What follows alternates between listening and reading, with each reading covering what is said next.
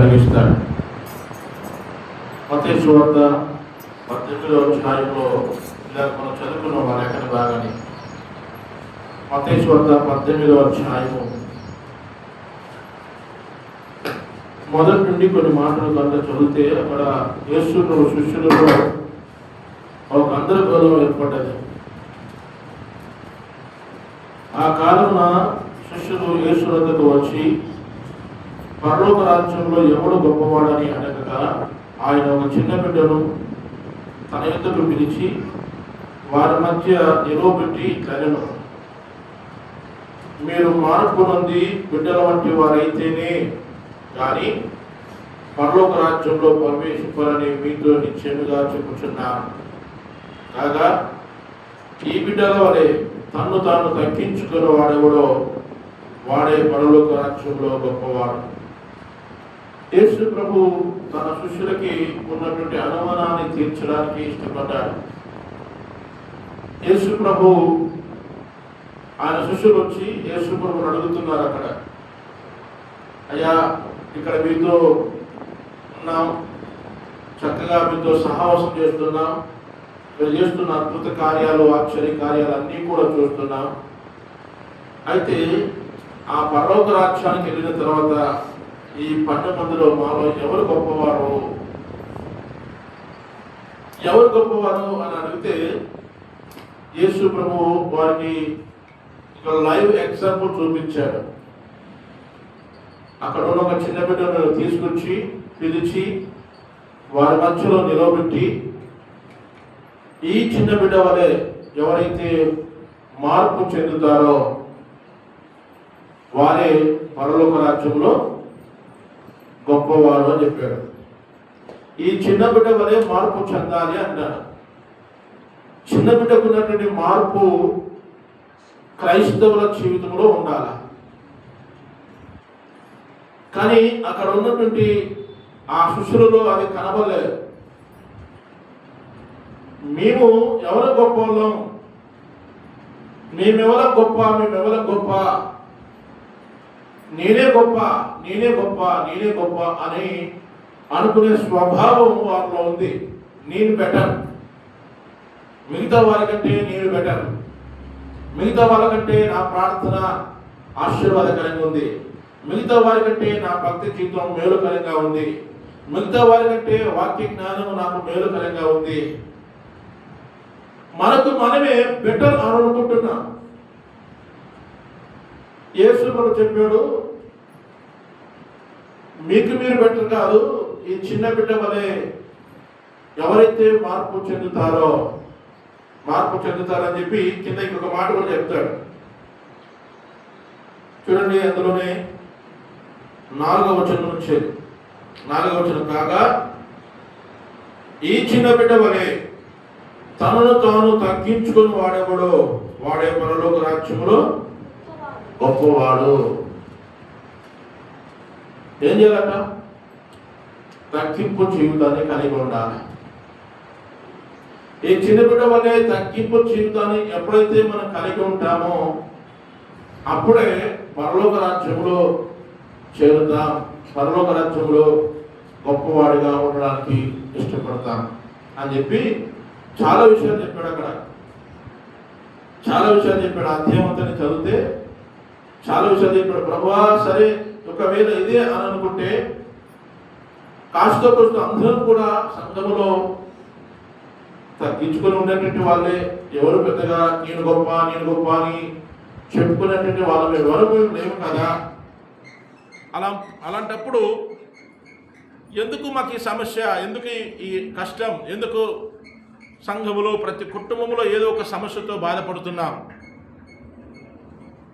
అని చెప్పేసి అంటే, ఇంకా కొంచెం కిందికి ధ్యానం చేస్తే ఆ మాటలు, ఇంకా కొంచెం కిందికి కనుక ఆ వాక్యాన్ని ధ్యానం చేస్తే ఆ మాటలు కనబడతాయి. చూడండి 5వ వచనములో, మరియు ఇలాంటి ఒక చిన్న బిడ్డను నా పేరుట చేర్చుకున్నవాడు నన్ను చేర్చుకొనును, నాయందు విశ్వాసం నుంచి చిన్నవారిలో ఒకరిని అభ్యంతరపరచు వాడెవడో వాడు మెడకు పెద్ద తిరగటి రాయి కట్టబడిన వాడై మిక్కిలి లోతైన సముద్రములో ముంచివేయబడుట వానికి మేలు.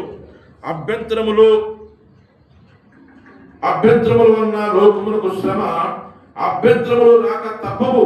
కానీ ఎవరి వలన అభ్యంతరము వచ్చునో ఆ మనుషునికి శ్రమ. ఇక్కడ కొంచెం లోతుగా ఆలోచన చేయాల్సిన పరిస్థితి వచ్చింది. ఈ చిన్న బిడ్డలను యేసు ప్రభు చూపించి ఈ చిన్న బిడ్డల వలె మార్పు చెందాలి అన్నాడు. ఈ చిన్న బిడ్డల వలె తగ్గించుకోవాలన్నాడు. తగ్గించుకోవాలి, మార్పు చెందాలి అని చెప్పి మరొక మాట చెప్పాడు. ఏంటంటే ఈ చిన్న బిడ్డలలో ఎవరినైనాను ఒకరిని అభ్యంతర పరిచిన ఎడలా. అలా చాలా భయంకరమైన మాట, కఠినమైనటువంటి మాట మాట్లాడాడు. ఎవరినైనా అభ్యంతర పరిస్తే అతను ఏం చేయాలంట? అతను ఏం చేసుకోవాలంట? వాడు మెడకు తిరగటి రాయి. తిరగటి రాయి అంటే ఇసురు రాయి. తెలుసు కదా మనకి ఇసురు రాయి. మన పప్పు రుబ్బుకుంటాం, పిండి రుబ్బుకుంటాం. ఇప్పుడు అంత మిక్సీలు వచ్చినాయి, కానీ అప్పుడు అంత తిరగటి రాయి. ఒక రాయి కింద ఉంటుంది, ఒక రాయి పైన ఉంటుంది. దాంట్లో మనకు కావలసినటువంటి ధాన్యాన్ని పోసి తిప్పుతూ ఉంటాం. ఆ తిరగటి రాయి చాలా బరువు ఉంటుంది. దానిని దేని కట్టుకోవాలట? ఎక్కడ కట్టుకోవాలా? మెడ కట్టుకోవాలా. మెడ కట్టుకొని మిక్కిలి లోతైన సముద్రములో పడవేయబడుటవానికి మేలు. అంటే ఇండైరెక్ట్ గా అని చెప్పేదంటే అభ్యంతర పరిచేవాడు ఎవరైనా ఉంటే వాడు సూసైడ్ చేసుకోవడం బెటర్ అంటున్నాడు అన్నట్టు. అభ్యంతర పరిచేవాడు ఈ చిన్నవారిలో ఏ ఒక్కరినైనా అభ్యంతర పరిస్తే వాడు బ్రతకడం వేస్ట్. వాడు మిక్కిలి లోతైన సముద్రములో ముంచివేయబడటానికి మేలు. అంటే వారి శ్రమ కూడా దొరకదు. ఇక అంటే యేసు ప్రభు ఇంత కఠినంగా ఇంకెక్కడ కూడా చెప్పలేదు. అభ్యంతరం అన్న మాట ఎందుకు వస్తుంది? ఎక్కడెక్కడ మాట్లాడతాం మనం? అభ్యంతరం ఎక్కడెక్కడ చెప్తాం? ఏదన్నా ఒక కమిటీ మీటింగ్ జరిగిందనుకో, ఏదైనా ఒక రెజల్యూషన్ పాస్ చేస్తారు, ఏదైనా ఒక తీర్మానాన్ని ప్రవేశపెడతారు. దీని విషయంలో మీ అభిప్రాయం చెప్పండి అంటే అక్కడ వారి ఎవరైనా అభ్యంతరం చెప్పొచ్చు. అలా చేయడం నాకు ఇష్టం లేదు. ఆ కమిటీలో అలా మాట్లాడుకుంటారు, అభ్యంతరం చెప్పొచ్చు. అలా ఎక్కడైనా ఒక దగ్గర లేదా ఏదైనా సమావేశంలో మాట్లాడుతున్నప్పుడు ఆ ప్రశ్న అర్థం కాకపోతే నాకు కొంచెం అభ్యంతరకరంగా ఉంది, ఆ క్వశ్చన్ నాకు కొంచెం అభ్యంతరకరంగా ఉంది. లేదు, ఎవరైనా మాట్లాడుతున్నప్పుడు, ఎవరికొరు మాట్లాడుకుంటున్నప్పుడు ఏదైనా ఒక మాట చాలితే ఆ మాట ఎదుటి వ్యక్తికి అభ్యంతరకరంగా, బాధకరంగా, అడ్డుగా మార్చబడుతుంది. ఇలా చాలా సార్లు చాలా రకాల అభ్యంతరాలు లోకములో ఉన్నాయి. మన క్రైస్తవులమైనటువంటి మనం ప్రభువా ఎందుకయ్యా ఈ సమస్యలు అని అంటే దేవుడు వాక్యంలో దేవుడు జ్ఞాపకం చేసేటువంటి మాట ఏంటంటే మనం ఎవరికి కూడా అభ్యంతరకరంగా ఉండకూడదు. ఎవరికి కూడా అభ్యంతరకరంగా ఉండకూడదు. అభ్యంతరం వలన లోకమునకు శ్రమ. అభ్యంతరములు ఎవరి వలన వచ్చునో ఆ మనుషునికి శ్రమ. చూడండి, ఇక దేవుని వాక్యంలో ఇంకొక చోటగా దేవుని వాక్యం మనకు జ్ఞాపకం చేస్తూ ఉంది. లూకాసు వార్త 17వ అధ్యాయము మొదటి వచనం చూద్దాం. లూకాసు వార్త 17వ అధ్యాయం మొదటి వచనం. ఆయన తన శిష్యులతో ఇట్లనెను, అభ్యంతరములు రాకపోవుట అసాధ్యము. వస్తాయి, అభ్యంతరాలు వస్తాయి. ప్రతి చోట అభ్యంతరాలు వస్తాయి. ప్రతి కుటుంబంలో అభ్యంతరాలు వస్తాయి. ప్రతి చోట, ప్రతి దగ్గర ఎక్కడో ఒక చోట అభ్యంతరాలు అనేవి మన జీవితంలో వస్తాయి. అభ్యంతరములు రాకపోవడం అసాధ్యము. కానీ అవి ఆ అభ్యంతరములు ఎవరి వలన వచ్చునో ఆ మనుషునికి శ్రమ. మనం అభ్యంతరాలు వస్తాయి, కానీ ఆ అభ్యంతరానికి మనమే కారణమై ఉండకూడదు. అభ్యంతరాలకు మనమే కారణమై ఉండకూడదు. సరే, వారు మాట్లాడుకున్న విషయాలు నీకు ఇష్టం లేదా, సైలెంట్ అనుకో. అలా జరిగేది అలా జరుగుతుంది.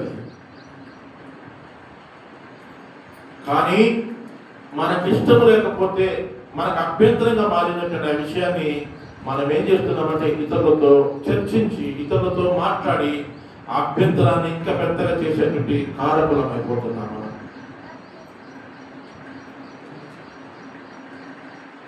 అభ్యంతరములు రాకపోవడం అసాధ్యం. వస్తాయి. నేను మాట్లాడే విషయాలు కొంతమందికి ఇష్టం ఉండకపోవచ్చు, లేదంటే మీరు మాట్లాడే విషయాలు ఇంకో కొంతమందికి ఇష్టం ఉండకపోవచ్చు. అలా ఒక దగ్గర మనం మాట్లాడుతున్నప్పుడు మనం మాట్లాడే మాటల్లో అందరికీ ఇష్టం ఉండాలనేది కాదు.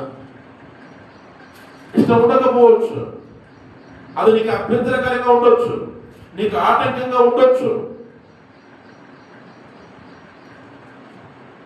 అయితే దానిని మనం పెద్దగా చేయడానికి, లేదా దాని గురించి చర్చించడానికి మనం ఆస్కారం చేయకూడదు క్రైస్తవ జీవితంలో అని చెప్తున్నాను.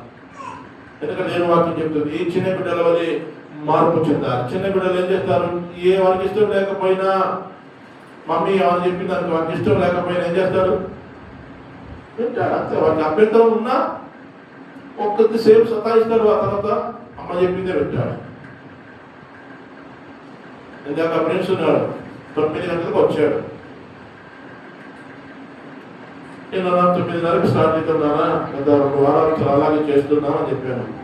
అయితే నాకు టైం ఉంది కదా, నేను బయటికి పోతా అన్నాడు పాప. ఆయన బయటికి పోవాలని బాగా ఆశ ఉండే ఆయనకి. వాళ్ళ మమ్మీ ఏం చేసింది, వద్దు, నువ్వు చర్చకడికి వచ్చినావు కదా, నువ్వు బయటికి వెళ్ళడానికి వీలు లేదు అన్నది. లేదు లేదు నేను వెళ్తా అన్నాడు. ఆయనకు వెళ్ళాలని ఆశ, కానీ మమ్మీ అడ్డు చెప్తుంది. ఇష్టం లేకపోయినా, ఆయనకు అమ్మ అడ్డొచ్చినా ఏం చేశాడు, ఆగిపోయాడు. అంతే. పోలేక బయట గేడు దాటలేదు ఇక మళ్ళీ. ఆయనకు ఒక రకంగా అడ్డే. అరే నేను పోతున్న దానికి, నేను వెళ్తున్నటువంటి దానికి మమ్మీ అడ్డు చెప్తుంది ఏంది అని అనుకుంటా. కానీ ఆ పిల్లడు ఏం చేస్తాడు, నాకు అడ్డైనా పర్లేదు కానీ అమ్మ మాట వినాలి, ఇంకొక మాట ఎందుకు చెప్పలేదు. ఇక అంటే కొన్నిసార్లు మనకి ఇష్టం లేకపోతే అది అడ్డుగా ఉండొచ్చు, కానీ ఇష్టం లేకపోయినా దానిని అంగీకరించడానికి ఇష్టపడాలి తప్ప దానిని పెద్దగా చేయడానికి ఇష్టపడకూడదు అని దేవుడి వాక్యం జ్ఞాపకం చేస్తా ఉంది. చూడండి, యోహాను సువార్త 16వ అధ్యాయము, యోహాను సువార్త 16వ అధ్యాయము 1వ వచనం. 16వ అధ్యాయము 1వ వచనం చదువు.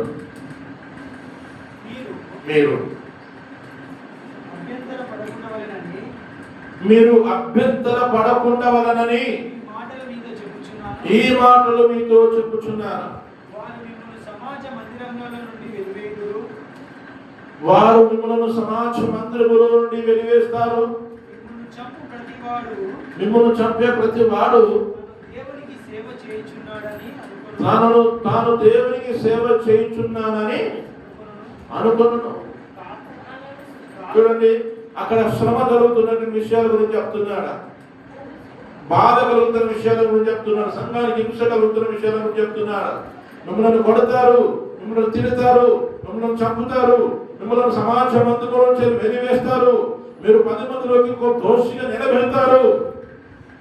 అయినా మీరు అభ్యంతర పడకూడదు. మీరు అభ్యంతర పడొద్దనే ఈ విషయాలు చెప్తున్నా. అంటే శ్రమ వస్తుంది, కష్టం వస్తుంది, బాధ వస్తుంది. అయినా మీరు దాని నుంచి ఏమీ ఇబ్బంది పడకూడదు. మనం అభ్యంతరకరంగా ఎవరికి మారకూడదు అని దేవుడి వాక్యం మనకు జ్ఞాపకం చేస్తూ ఉంది. అభ్యంతరం అంటే నిజంగా అదొక పెద్ద కష్టంగా మారిపోతుంది. మనకి ఇష్టం లేని మాట విన్నప్పుడు చాలా కష్టంగా ఉంటుంది. అది అభ్యంతరం చెప్పడానికి మన నోరు వెంటనే పరిగెత్తుతూ ఉంటుంది. యేసు చెప్తున్నాడు, అభ్యంతరంలో రాకపోవడం అసాధ్యం. వస్తాయి, కానీ అవి ఎవరి వలన వచ్చునో ఆ మనుషునికి శ్రమ. చూడండి, మత్తయి సువార్తలో ఒక మాట ఇచ్చాడు. మత్తయి సువార్త 15వ అధ్యాయంలో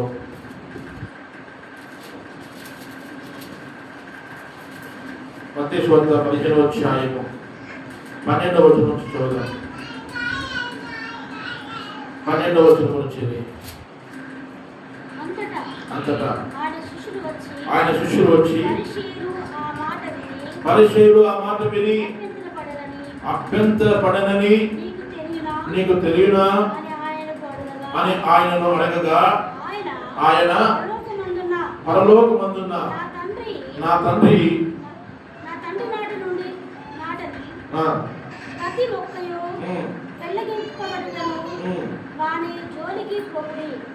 ఓకే, ఇక్కడ పరిసయ్యులు ఉన్నారు. యేసు ప్రభు చెప్పే ప్రతి మాటకి వాళ్ళకు ఆయాసం వస్తుంది.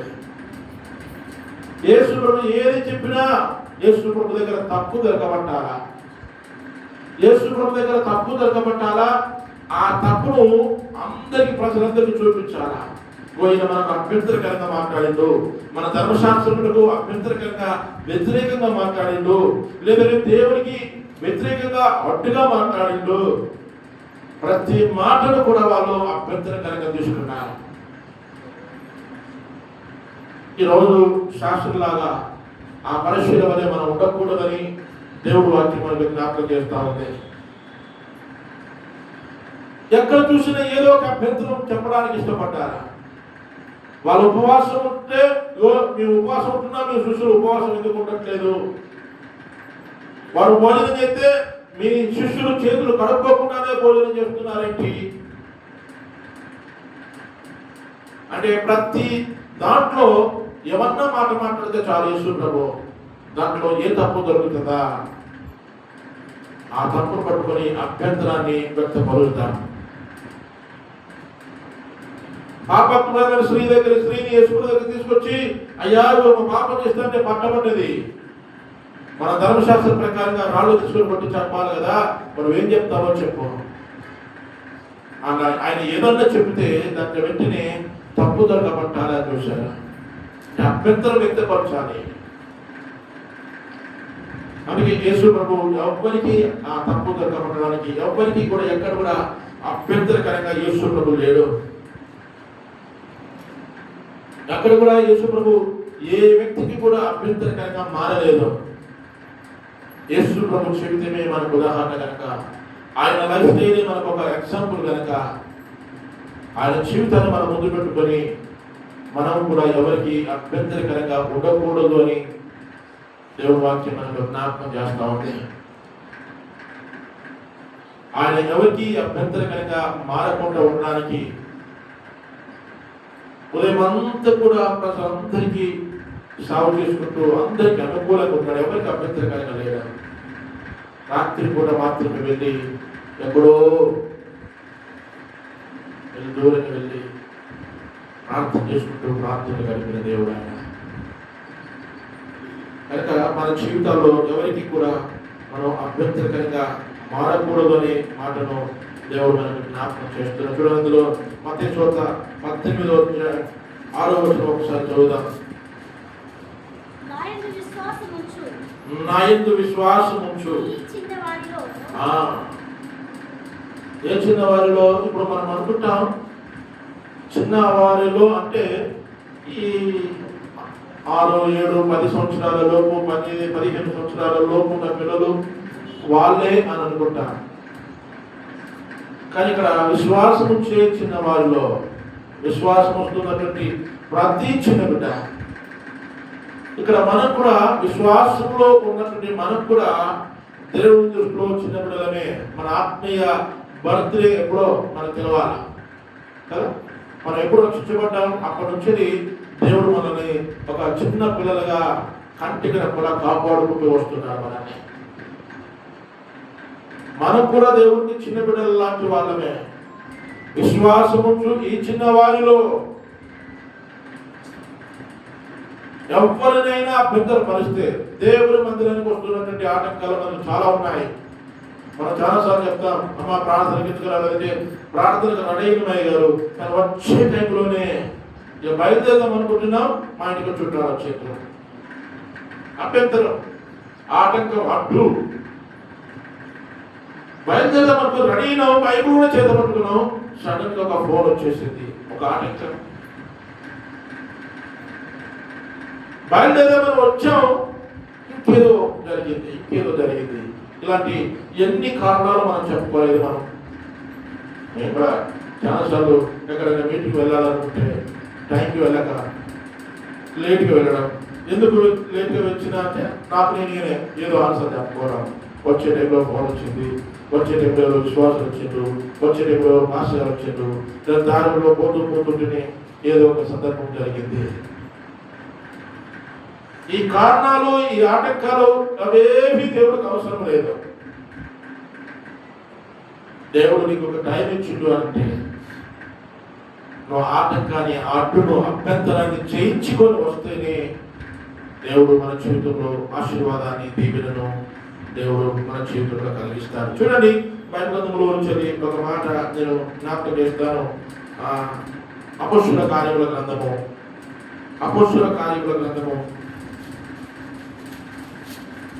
13వ అధ్యాయము 7-8 వచనాలు చూద్దాం ఒకసారి. 7-8 వచనాలు. ఇతడు వివేకము గలవాడైన అశక్తి పౌలు అను అధిపతి యుద్ధ ఉండెను. అతడు బర్నబాను పౌలును పిలిపించి దేవుని వాక్యమును వినగోరెను. అయితే ఎలుమా అను అధిపతిని విశ్వాసము నుంచి తొలగింపవలనని యత్నము చేసి వారిని ఎదిరించెను. చూడండి, ఎలుమా అనేటువంటి వ్యక్తి ఉన్నాడా? అతడు ఏ విధము చేతనైనా పౌలును వాళ్ళని పిలిపించుకొని, అయ్యా మీరు నాకు వాక్యం చెప్పండి అని వాక్యం ఆసక్తిగా వింటా ఉంటే, ఈ ఏలుమా అనేటువంటి వ్యక్తి, ఏలుమా అనే పేరే ఇంకొక పేరు ఏంటంటే బర్యేసు. ఇతను ఏం చేశాడంటే ఆ వాక్యం వింటున్నటువంటి అతన్ని దేవుడి సన్నిధిలో కూర్చొని చాలా చక్కగా వాక్యం వింటున్న అతన్ని డిస్టర్బ్ చేయడం ప్రారంభించాడు, అభ్యంతరం పెట్టడం ప్రారంభించాడు, విశ్వాసం నుంచి తొలగించే ప్రయత్నం చేశాడు. పౌలు ఏం చేశాడు? దానికి ఇది చదువుతాను 8వ వచనం. అందుకు పౌలు అనబడిన సౌలు పరిశుద్ధాత్మతో నిండిన వాడై అతని వైపు తేరి చూసి సమస్త కపటముతోను సమస్త దుర్మార్గముతో దుష్టత్వంతో సాతాను మనసుతో నిండినవాడా, అపవాది కుమారుడా, సమస్త నీతికి విరోధి, నువ్వు ప్రభువు యొక్క తిన్నని మార్గమును చెడగొట్టిదివా. చెడగొట్టిన మానవా. చూడండి, పౌలు మంచిగా వాక్యం చెప్తా ఉన్నాడు, ఆయన వింటా ఉన్నాడు. ఈ ఏలుమా అనే వ్యక్తి డిస్టర్బ్ చేయడం మొదలు పెట్టాడు. అప్పుడు పౌలు కోపం తెచ్చుకొని తిట్టి, అపవాది కుమారుడా, ఈ దేవుని యొక్క తిన్నని మార్గాన్ని, ఈ యొక్క మంచి సమయాన్ని నువ్వు ఎందుకు ఆటంకపరుస్తున్నావు? ఎందుకు అడ్డుగా ఉన్నావు? ఎందుకు అభ్యంతరకరంగా మారుతున్నావు? ఇక నువ్వు మానవాని జీవితంలో నీ జీవితంలో నువ్వు మారవా?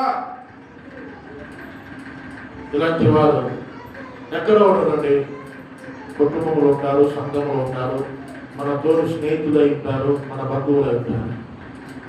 సాతానుడు ఎక్కడి నుంచో దూరం నుంచి తీసుకుంటాడు. వాళ్ళను దూరం నుంచి తీసుకొని వస్తే వాళ్ళ మాట మనం వినం.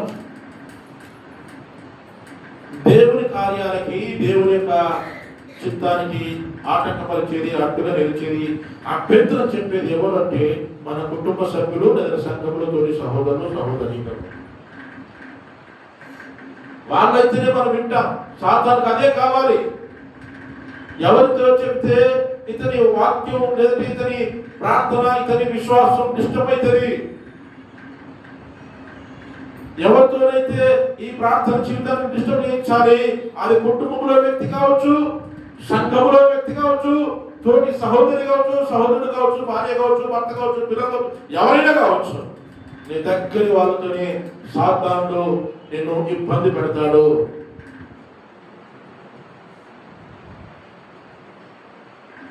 చూడండి, బైబిల్లో వచ్చేది ఇలాంటి వారి పరిస్థితుల్లో మత్తయి సువార్తలో ఒక మాట అంటారు. మత్తయి సువార్త 23వ అధ్యాయము 13వ వచనం. పరిశీలు అలాగే ఉన్నారు. మత్తయి సువార్త 23:13.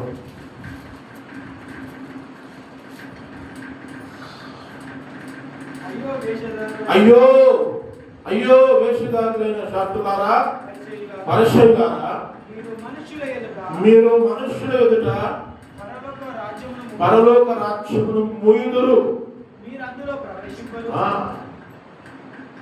ఈ అడ్డంకుగా అభ్యంతరం చెప్పే మీరు అందులో ప్రవేశించరు, ప్రవేశించే వారిని ప్రవేశింపనియారు. దేవుని పిల్లలారా, మన జీవితంలో ఆ శాస్త్రుల వలె, పరిశుల వలె మనుషుల పరలోక రాజ్యాన్ని మోసేవారంగా ఉండకూడదు. వాళ్ళ భక్తి జీవితాన్ని వాళ్ళు చేసుకొని, మన ప్రార్థన జీవితాన్ని వాళ్ళు చేసుకొని, కొన్నిసార్లు మనకు నచ్చకపోతే సూటిపోటి మాటలతో మాట్లాడి ఎదుటి వ్యక్తిని అభ్యంతరకరంగా, ఆయాసకరంగా ఉండేటట్టుగా మనం మాట్లాడుతూ ఉంటాం. అది మానుకోవాలి. అది ఎప్పుడైతే మనం మానుకుంటాం, మనకి ఇష్టం లేదు నోరు మూసుకొని ఊరుకో, అంతే. దాని గురించి పెద్దగా డిస్కస్ చేయాల్సినట్టు మనం లేదు.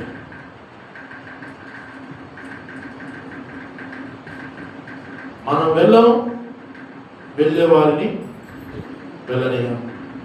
మన ప్రార్థన చెయ్యం, చేసేవారిని చేయనీయం. మన వాక్యం చదివేవారిని చదవనీయం. ఏదో ఒక సోదు ముచ్చట్లు, ఏదో ఒక సొల్లు కబుర్లు పెడతాం వారి ప్రార్థనను డిస్టర్బ్ చేయడానికి, వారి ఆత్మీయ జీవితాన్ని భంగం చేయడానికి అడ్డుగా నిలబడుతున్నామేమో. అందుకే అపోస్తలుడైన పౌలు గలతీ సంఘానికి రాస్తూ ఒక మాట అంటాడు. గలతీలో రాసిన పత్రిక 5వ అధ్యాయము 7వ వచనంలో, గలతీలో రాసిన పత్రిక 5వ అధ్యాయము 7వ వచనం.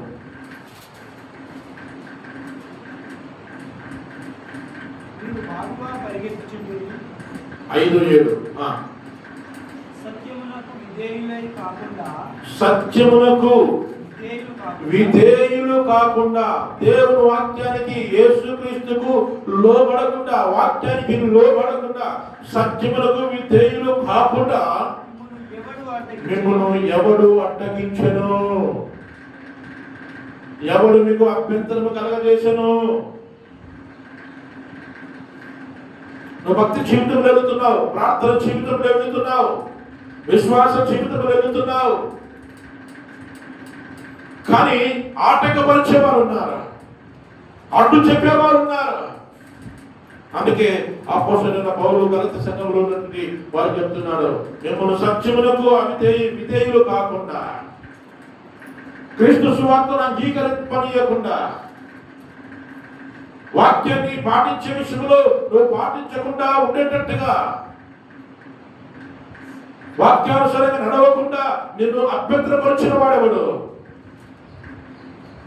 చాలాసార్లు చెప్తున్నాను, వాళ్ళు లేరా, వీళ్ళు లేరా, వాళ్ళు అలా ఉన్నారు, వీళ్ళు ఇలా ఉన్నారు. సంఘంలో ఎవరు కరెక్ట్ ఉన్నారు? మనం కరెక్ట్ ఉంటే కదా, మనం కరెక్ట్ ఉంటే కదా ఇంకోటి కరెక్ట్ ఉండేది. లోకంలో సామెత అంటారు, ఒక్కేళ్ళు నీకు చూపిస్తే మిగతా 4 ఏళ్ళు నాకే చూపిస్తున్నాయి. అటు చెప్పేది మనమే, ఆటంకపరిచేది మనమే.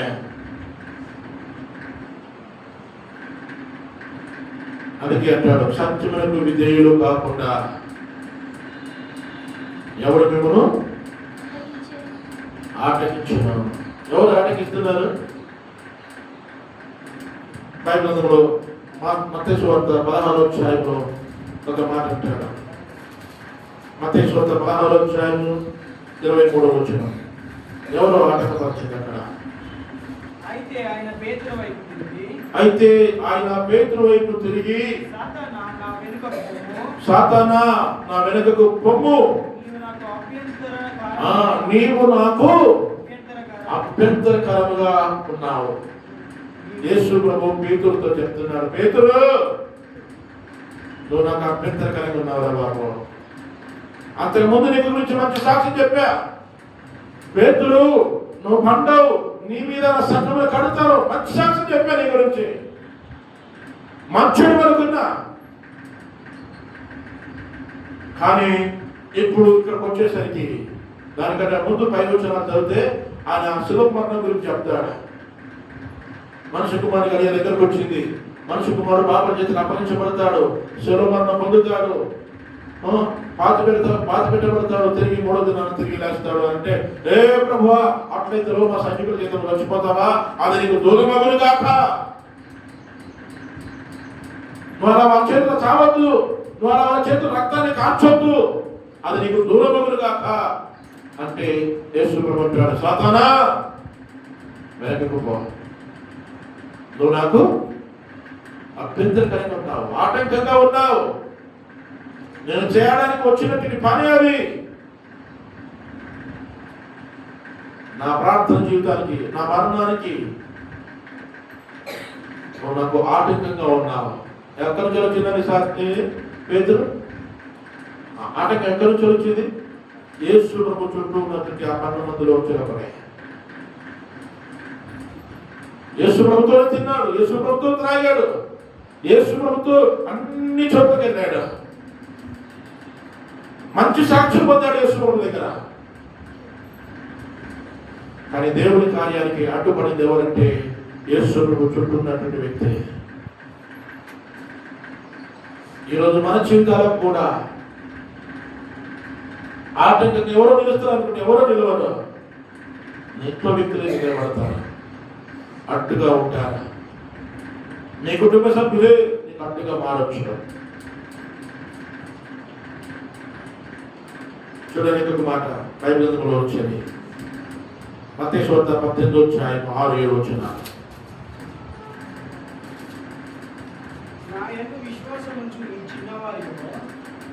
ఎవరు అంటే మన ఇంటి వారే చెప్తున్నాడు, లేదంటే మన దగ్గర ఉండే ఆటంకపరుస్తారని చెప్తున్నాడు. ఇక్కడ 6-7 వచనంలో నా యందు విశ్వాసం నుంచి చిన్నవారిలో ఒకరిని అభ్యంతరపరచు వాడెవడో వాడు మెడకు పెద్ద తిరిగటి రాయి కట్టబడిన వాడై మిక్కిలి లోతైన సముద్రములో ముంచి వేయబడుట వానికి ఏంటంట మేలు. అంటే ఆ ఆటంకపరిచే బదులు నువ్వు చచ్చిపో, నీ చావడమైన నీకు మేలు, కానీ ఒక వ్యక్తిని ఆటంకపరచకూడదు అని చెప్తున్నాడు అక్కడ. గుడికి వచ్చేవాడిని, ప్రార్థన చేసుకునే వాడిని, బైబిల్ చదువుకునే వాడిని, విశ్వాసంలో ముందుకెళ్తున్నటువంటి వాడిని ఎట్టి పరిస్థితుల్లో నువ్వు వారికి ఆటంకంగా ఉండకూడదు, అభ్యంతరకరంగా మారకూడదు. అలా మారినవంటే దానికంటే నువ్వు చావడం బెటర్ అని చెప్తున్నాడు అక్కడ.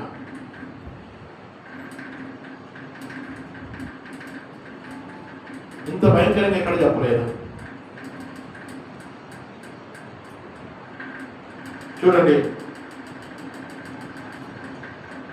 రోమీయులకు రాసిన పత్రిక 14వ అధ్యాయం, రోమీయులకు రాసిన పత్రిక 14వ అధ్యాయం 21 వచనం చూద్దాం.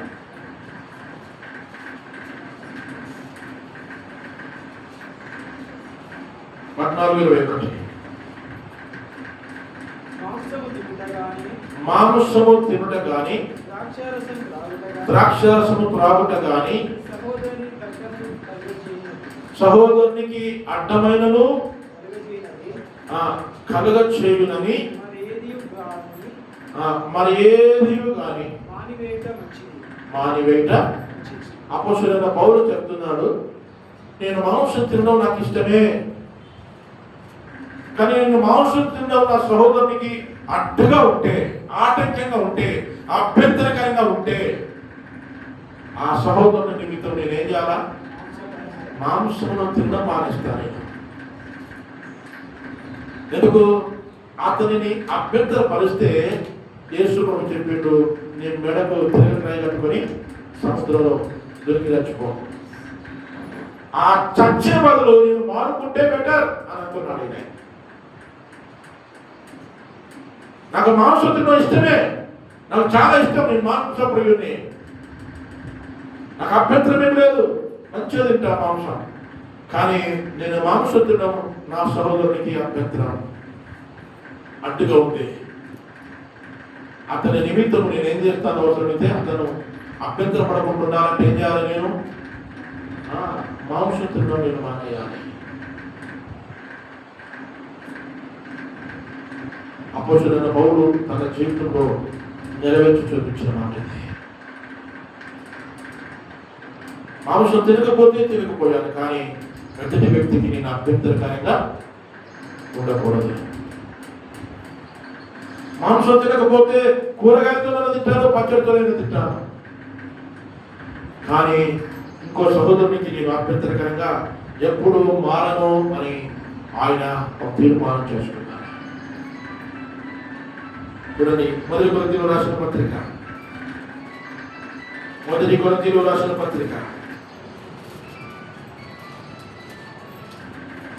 10వ అధ్యాయం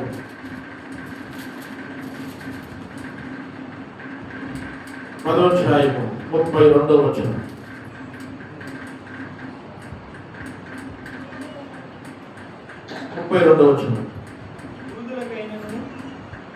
యూదునికైనను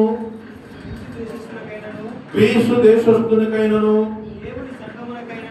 దేవుని సంఘమునకైనను ఏం చేయొద్దు? ఎవ్వరికి చేయొద్దు. ఒక క్రైస్తవునికే కాదు,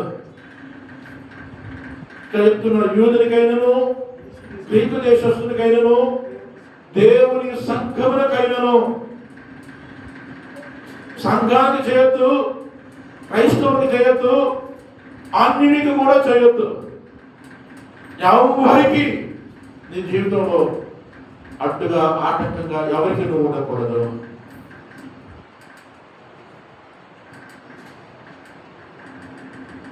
దేవుడు ఇంత క్లియర్గా మనకు వాక్యం జ్ఞాపకం చేస్తున్నా కూడా చాలాసార్లు మన జీవితాల్లో అనేకులకు అడ్డుగా మారిపోతున్నా. అందుకే దేవుడు వాక్యం చెప్తుంది, అభ్యంతరములు రాకపోవట అసాధ్యం, కానీ ఎవరి వలన అభ్యంతరం వచ్చునో ఆ మనుషునికి శ్రమ. ఒకవేళ మన ద్వారానే కనుక అభ్యంతరాలు ఏదైనా ఎవరికైనా కలిగితే దేవుడి దగ్గర క్షమాపణ చెప్పుకున్నాం. ప్రభా, యూదునికైనా గ్రీకు దేశస్తునికైనా దేవుని సంఘానికైనా నేను ఎక్కడైనా ఆటంకంగా ఉంటే, ఆటంకంగా ఉన్న సందర్భాలు ఏదైనా మనకు గుర్తుంటే దేవుడి దగ్గర క్షమాపణ చెప్పుకొని ఇక్కడ నుంచి ఎక్కడ ఎవరికి నేను ఆటంకంగా ఉండడం ప్రభువా అనే ఒక తీర్మానం చేసుకున్నా. దేవుడి వాక్యం చూడండి ఒకసారి, ఆ మాట కూడా చదివి నిర్వహిస్తున్న చివరి మాట. రోమీయులు రాసిన పత్రిక, అపోస్తలుడైన పౌలు రోమీయులు రాసిన పత్రిక 14వ అధ్యాయము 13వ వచనం చూద్దాం. 13వ వచనం. కాగా మనం ఇక మీదట ఒకరికి ఒకరము తీర్పు తీర్చక ఉందుము, ఇదిగాక సహోదరునికి అడ్డమైనను ఆటంకమైనను కలగ చేయక ముందుమని నేడు నిశ్చయించుకొనుడి. సహోదరునికైనను సహోదరికైనను గ్రీకు దేశస్థునికైనను యూదునికైనను సంగమునికైనను ఎన్నడూ కూడా అభ్యంతరము కలగ చేయకుండా ఉంటానని మనం ఏం చేయాలట? నిశ్చయించుకోవాలి, తీర్మానం చేసుకోవాలి. ఎవరికి మనం అభ్యంతరకరంగా ఉంటే కనుక, ఎవరికైనా ఉంటే కనుక ఆ మనుషుడికి శ్రమ. మనం ఎందుకు అభ్యంతరకరంగా ఉండాలి? ఎందుకు శ్రమల పాల్గొనాలి? శ్రమ పడకుండా ఉండాలి అంటే, శ్రమ పడకుండా ఉందామని అనుకున్నప్పుడు మనం ఎవరికి కూడా అభ్యంతరకరంగా మారకూడదని దేవుని వాక్యాన్ని మనం జ్ఞాపకం చేసుకుంటూ ముందుకెళ్దాం. తలలోచుదాం, కళ్ళు మూసుకుందాం, ప్రార్థన చేసుకుందాం. ఒకవేళ ఎక్కడైనా ఎవరికైనా మనకు తెలిసి ఎవరికైనా అభ్యంతరకరంగా మారితే క్షమాపణ చెప్పుకుందాం. యూదునికైనా గ్రీకు దేశస్తునికైనా దేవుడి సంఘమునికైనా అభ్యంతరకరంగా మారామా, అడ్డుగా ఉన్నామా ఎక్కడైనా కొట్టి ప్రభువా నన్ను క్షమించు, నన్ను క్షమించు ప్రభువా, నేను ఎవరికి ఆటంకంగా ఉండకూడదా, నువ్వు నాకు సహాయం చేయి. ఈరోజు తీర్మానం చేసుకున్నాను. అభ్యంతరములు రాకపోవడం అసాధ్యం, వస్తాయి. కానీ ఆ అభ్యంతరానికి మనమే కారణం కాకూడదు, మనమే ఆటంకం కాకూడదు.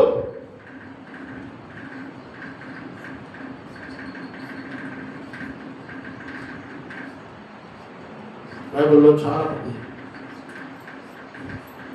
అభ్యంతరానికి కారణమైన శ్రమ పడుతున్నటువంటి వారు ఉన్నారు. అందుకే ఓ చిన్నపిల్లోకి తీసుకొని యేసులో భయంకరమైన ఎగ్జాంపుల్ ఇచ్చాడు.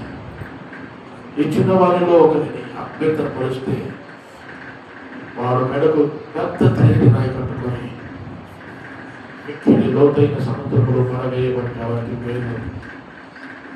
అంత భయంకరమైన మాట ఎక్కడ కూడా బైబిల్లో మాట్లాడలేదు యేసులో. ఎందుకంటే మనం వారికి ఆటంకంగా ఉంటున్నాం, వారి భక్తి జీవితానికి ఆటంకంగా ఉంటున్నామేమో, వారి ప్రార్థన జీవితానికి ఆటంకంగా ఉంటున్నామేమో, సంఘానికి ఆటంకంగా ఉంటున్నామేమో. సంఘానికే కాదు, యూదునికి, గ్రీకు దేశస్తునికి, సంఘానికి ఎవరికి ఆటంకంగా ఉండకూడదని దేవుడు వాక్యం మనకు జ్ఞాపకం చేస్తా ఉంది. ఎవరికైనా ఆటంకంగా ఉండి శ్రమపడుతున్నామేమో, నన్ను క్షమించు. నేను ఎవరికి, యూదునికే కానీ గ్రీకు దేశస్తునికే కానీ నేను ఆటంకంగా మారకూడదా, నేను ఆటంకంగా మారకూడదా? అదే బైబిల్ వాక్యం, దేవుడు వాక్యం చెప్తుంది. మత్తయి సువార్త 18వ అధ్యాయంలో కిందికి చదివితే యేసు ప్రభు చెప్తాడు, నీ కన్ను నిన్ను అభ్యంతరపరిస్తే నీ కన్నుని పీకేయి, నీ చెయ్యి నిన్ను అభ్యంతరపరిస్తే నీ చెయ్యిని నరికేయి. ఎందుకు? రెండు కళ్ళు కలిగి అభ్యంతరంగా జీవించి నరకములో పడేదానికంటే ఒక కన్ను కలిగి, ఒక చెయ్యి కలిగి, ఒక పాదం కలిగి పరలోక రాజ్యంలో మేలు కదా. యేసు ప్రభు అంత కఠినంగా చెప్తున్నాడంటే నిజంగా దీనిని ఎంత సీరియస్గా తీసుకున్నాడో చూడండి.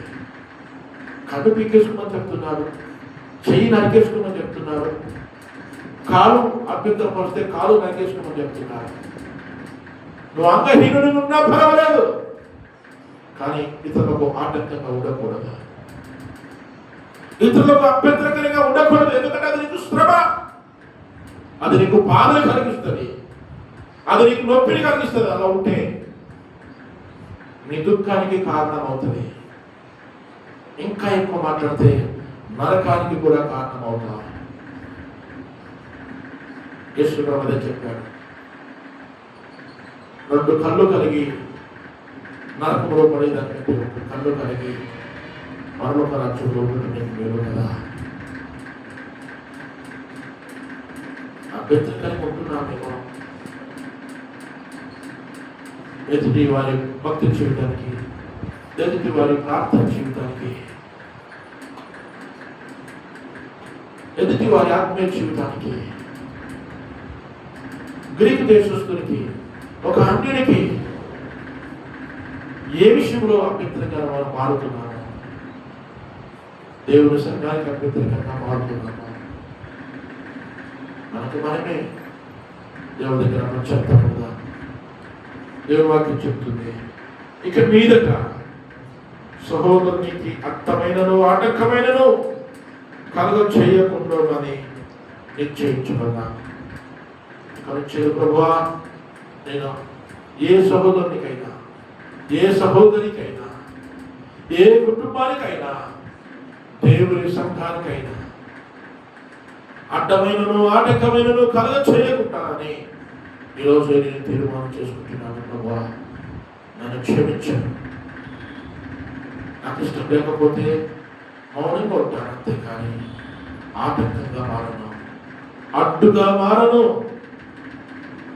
అలా మారమని నా కన్ను నన్ను అభ్యంతరపరిస్తే కన్నుడు పెరిగేయమన్నావు, చెయ్యి అభ్యంతరపరిస్తే చెయ్యి నరికేయమన్నావు, పాదం అభ్యంతరపరిస్తే పాదము తీసేయమన్నావు. అలా తీసేసుకొని అంగహీనునిగా బ్రతికినా పర్వాలేదు, కానీ అభ్యంతరకరంగా మారకూడదు అన్నావు.